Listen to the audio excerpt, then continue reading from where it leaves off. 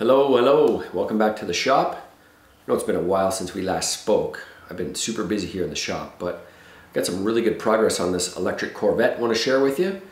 We're going to start today with chassis.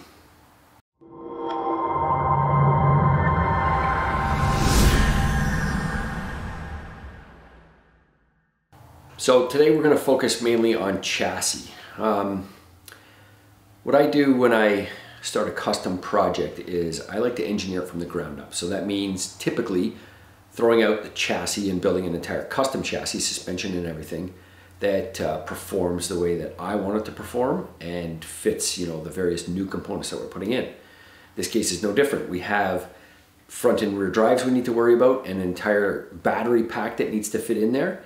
And the idea is to fit all of that stuff into the car without compromising the body at all. So we don't want to have to cut the Corvette fiberglass body.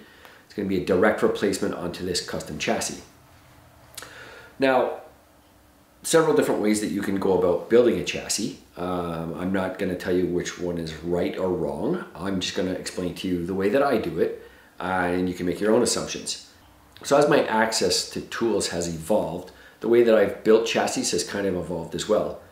What I used to do is just take very clean, accurate measurements from the original chassis and the original body and then design everything to what I needed to do and build a CAD model from there.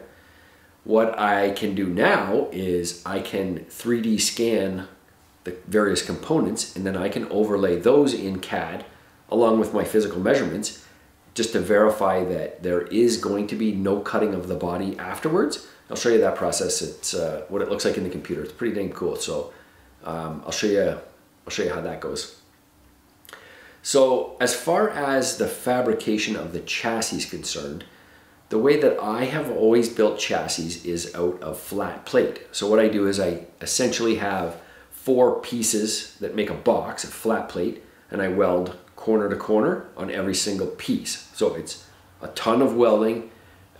It's a ton of fabrication work after the pieces are cut, but let me explain to you why I use that method.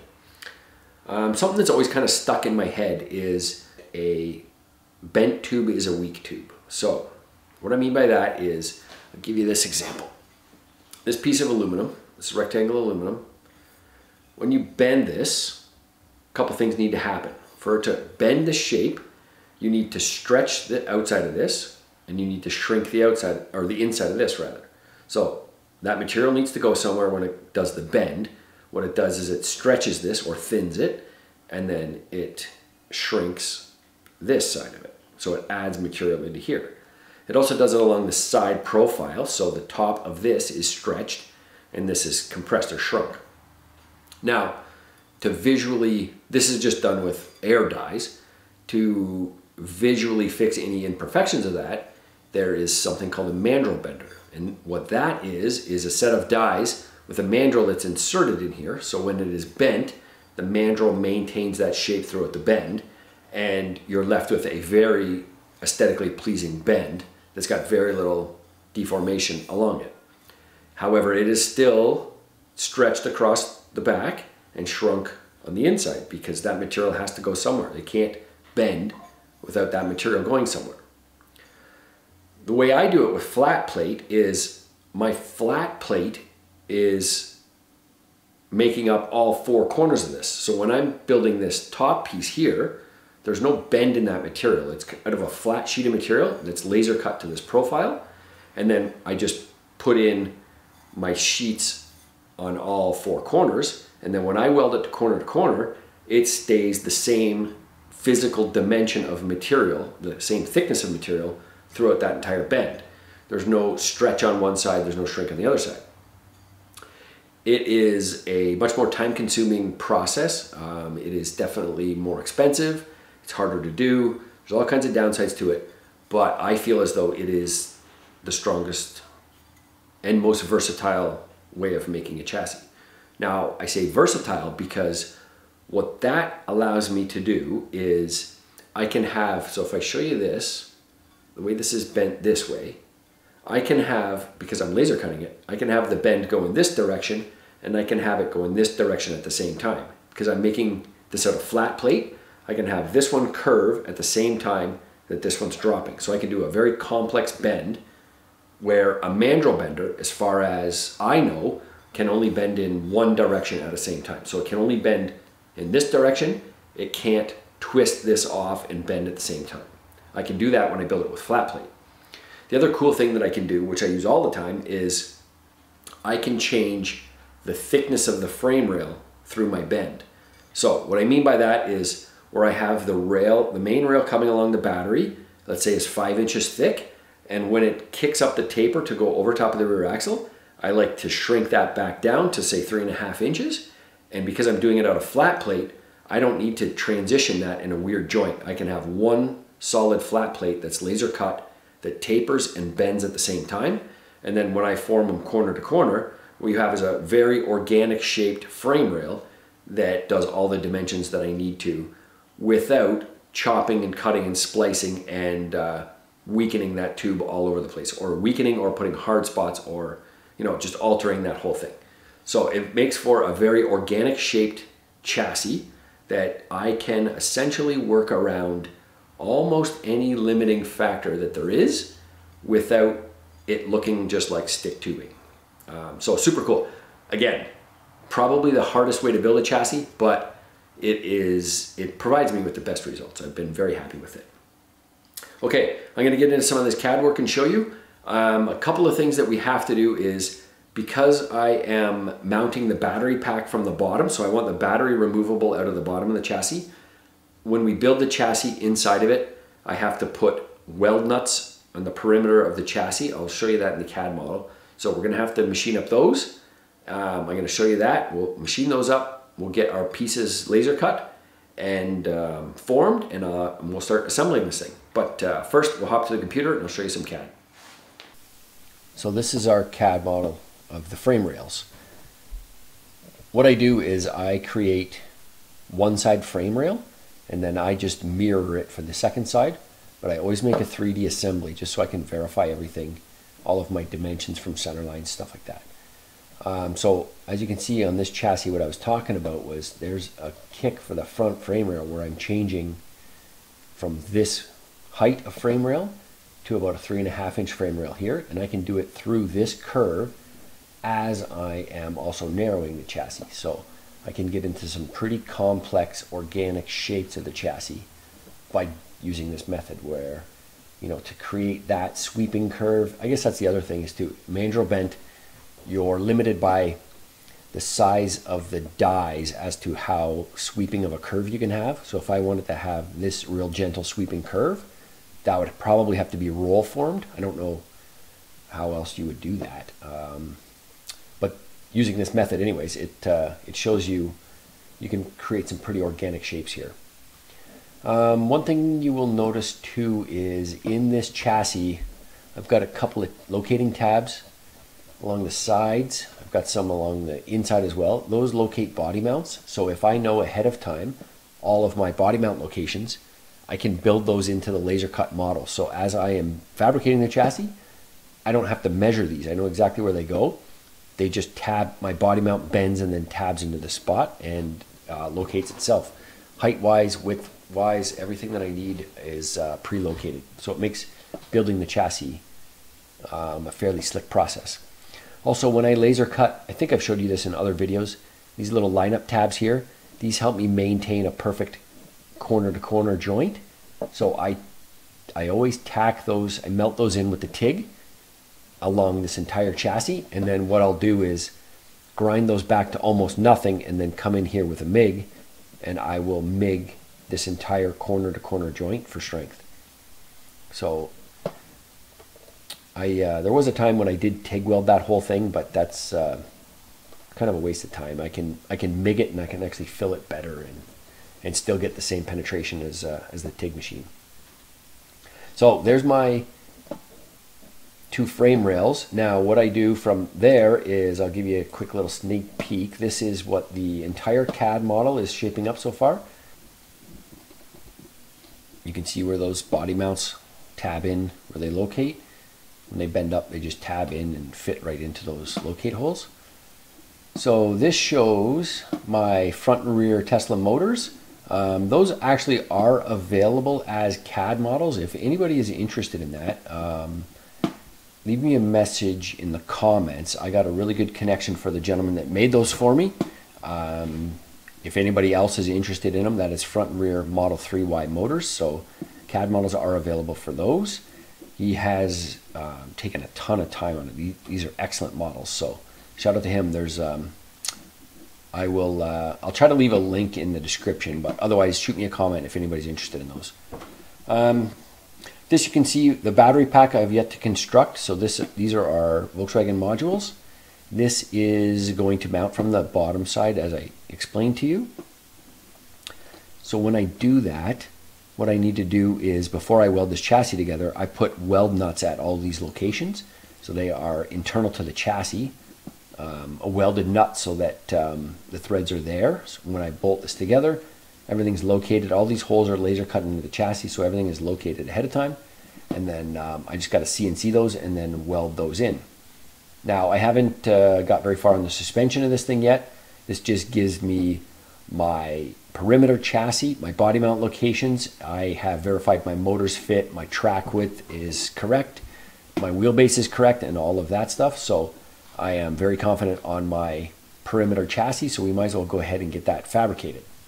So I want to show you the other cool thing with this program that I did is now that I've got my assembled chassis, early on, when I built my frame table, my chassis table, I actually made a CAD model of that entire assembly.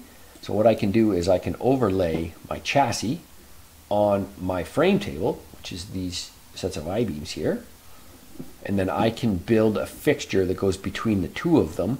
So when it comes time to assemble all of these pieces and weld out my full chassis, I haven't done that yet, but I can actually build fixtures between the two of them. So it is a very accurate process when I assemble this chassis and locate all of these heights that I need for the chassis. So pretty cool what you can do in CAD. Now I do still use two CAD programs. This one is called Alibra. The other one that I use is Fusion 360. The reason being is in Alibra I learned how to do all of this sheet metal work first. This is what I first started with. So I got relatively efficient at making these chassis in Alibra, but Alibra stopped dealing with STL files. So I can't take scan data and import it into Alibra to verify that my chassis fits within the body. What I got to do is I got to export this chassis as a step file, import it into Fusion 360, and then I can overlay my scan data. So let me show you what that looks like. This is the Fusion 360 workspace. So there's my export chassis file. This is my imported scan data. So this is just the underside scan of the C1. And obviously what that does is it locates my body mounts, but it also gives me clearance for all of these pieces that I've built. So I know my chassis fits in here without cutting the body at all. I know my motors fit front and rear, which was a tricky thing to do to get this rear motor to fit in. I know my frame rails fit around all existing fiberglass pieces, that I don't have to cut anything. I have no interference on any of that stuff. I also can nail my ride height, I can nail my track width, my wheelbase, all of that stuff I can verify with this scan data. Now, there was a time when that was like a $30,000 scanner that you needed to get this kind of data, or maybe even more than that, and that's pretty far out of reach for little shops like me. But as the years go on, this scanner that I got this data from ended up being about a $2,500 scanner. So it's becoming much more accessible for the little shops like myself to have access to this kind of cool data. As far as the CAD stuff, this is all, everything that I've done CAD wise is all self-taught. So I encourage anybody, if you're interested in making any of this stuff, just pick it up as you can. There's tons of tutorials online. I learned how to do all of this stuff after the kids went to bed at night. Pick away at the computer for 2-3 hours after the kids go to bed, And it's amazing what you can teach yourself for essentially free. All the information's out there on the internet. You just got to be willing to learn it. It doesn't cost you anything to learn it. It just requires you to be committed to it and put in the time. Okay, so I got all of my frame files broke down into DXF files. I've emailed them to my laser cutter. I have unfettered access to my laser cutter. He's going to allow us to video the whole laser cutting process. I've always wanted to strap a GoPro to the laser and see what it looks like in real time. So we're going to load up the truck. We're going to head over to the laser cutter, and I'll meet you guys there.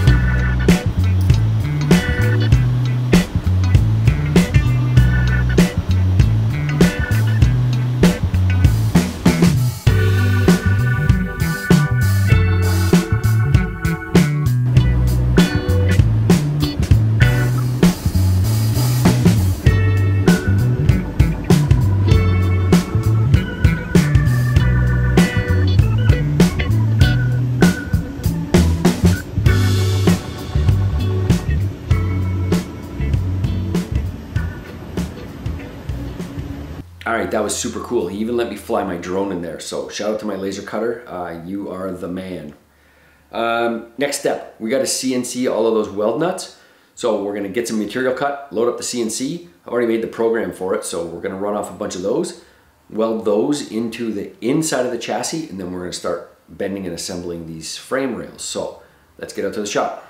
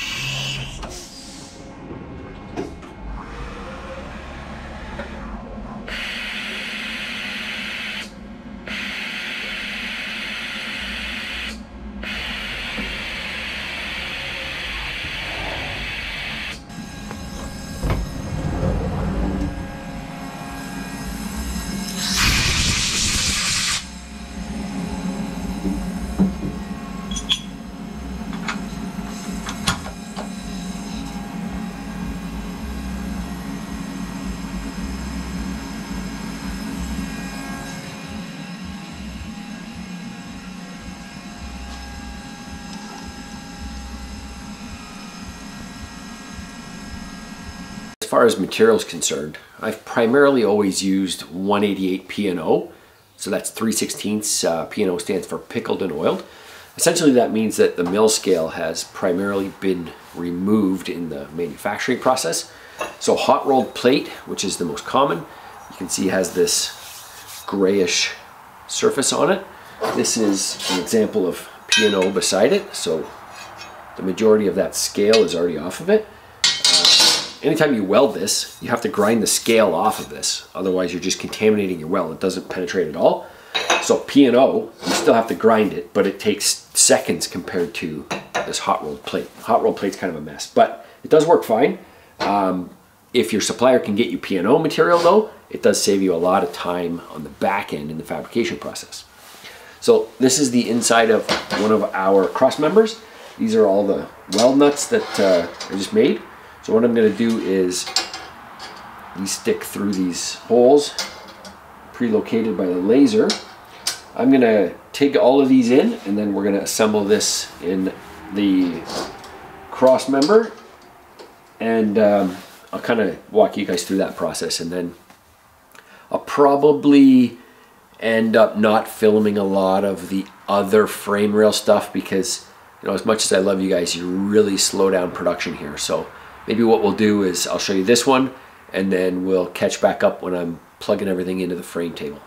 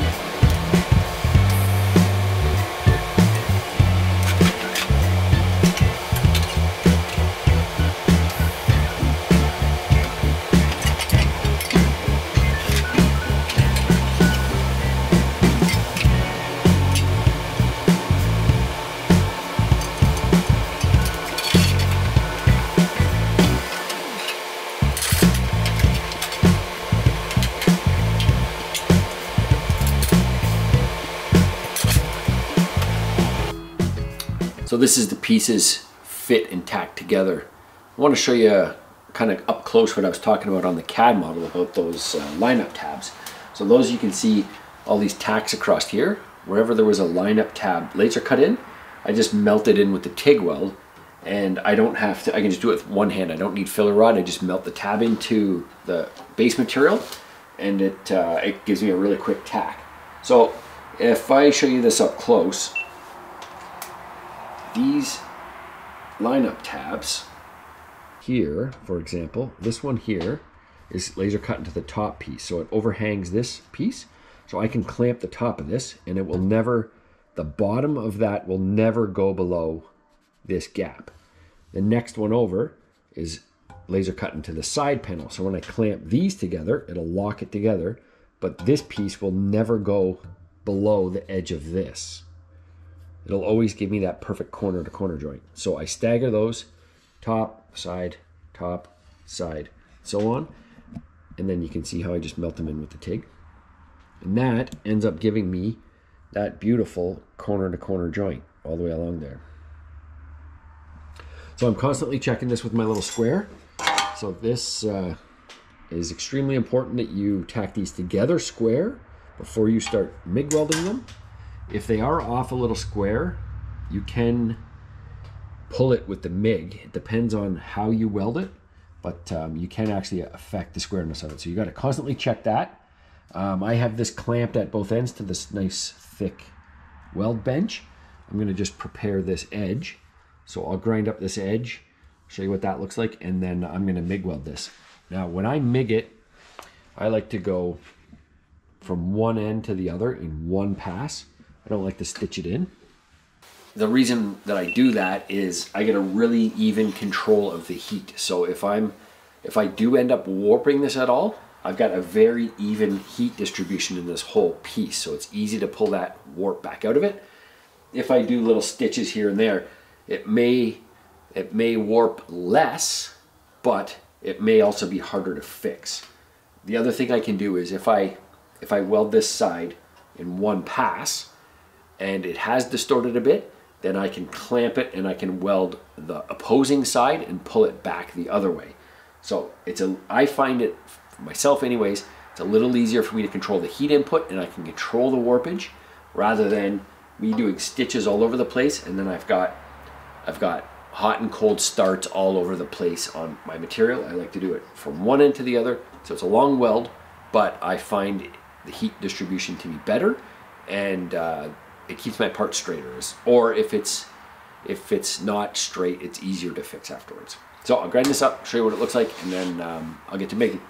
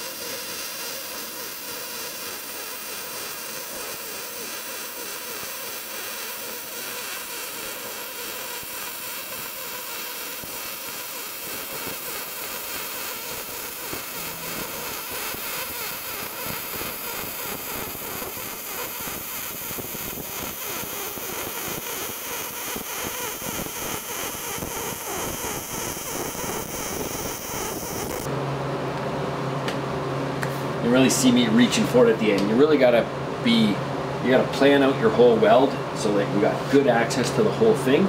You can see that really nice heat line that follows that entire weld.